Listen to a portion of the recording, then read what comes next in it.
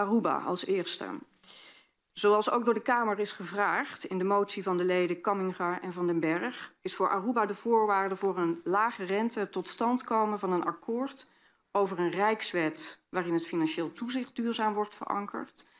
Dit omdat een rijkswet het enige instrument is dat niet eenzijdig door Aruba kan worden gewijzigd.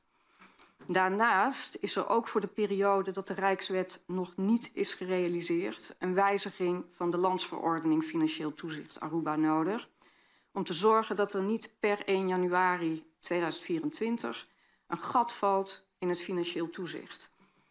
Want het protocol, waarin onder andere de begrotingsnormen zijn opgenomen en wat dus nu geldt, verloopt op 1 januari 2024.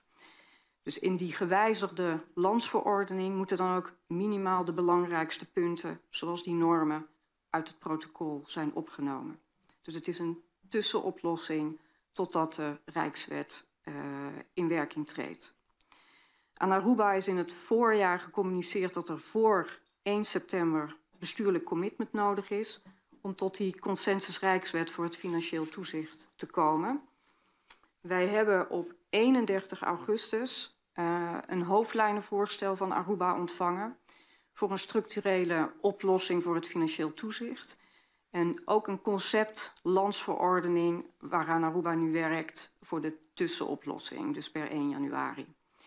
Ja, omdat deze voorstellen wel heel kort voor de deadline werden ontvangen, heeft hier nog geen overleg over plaatsgevonden, niet ambtelijk en ook nog niet bestuurlijk. En dat is wel nodig, gelet op de inhoud van de stukken, voordat we kunnen spreken van bestuurlijk commitment en dus ook kunnen overgaan tot een lagere rente.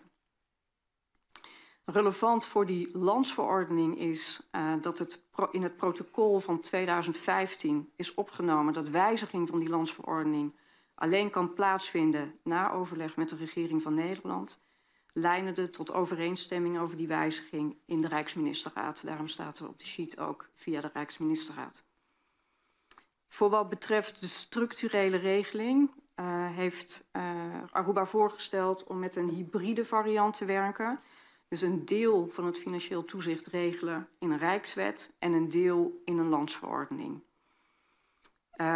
En in het voorstel van Aruba zitten punten waarmee we niet kunnen instemmen.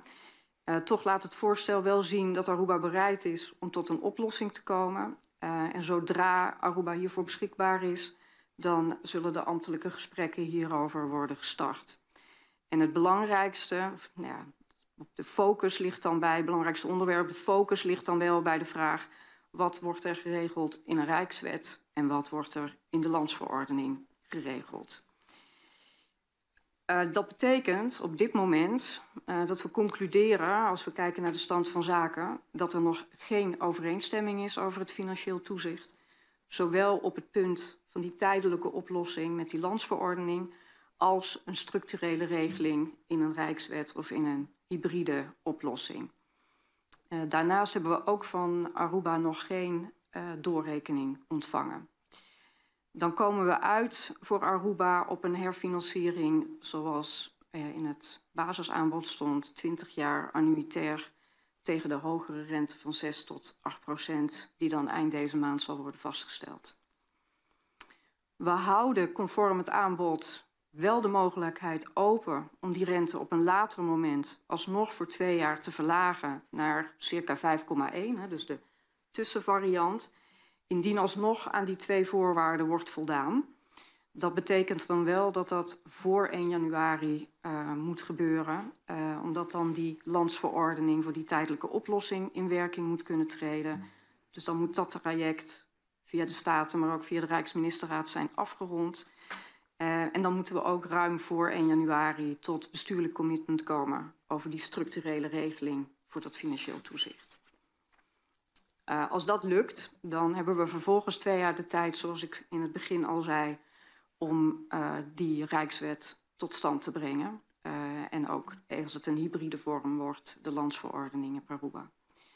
Dan zal de rente ook in lijn komen, zodra dat in werking is getreden, de structurele oplossing, met de rente die Nederland op dat moment betaalt op de kapitaalmarkt met een kleine opslag.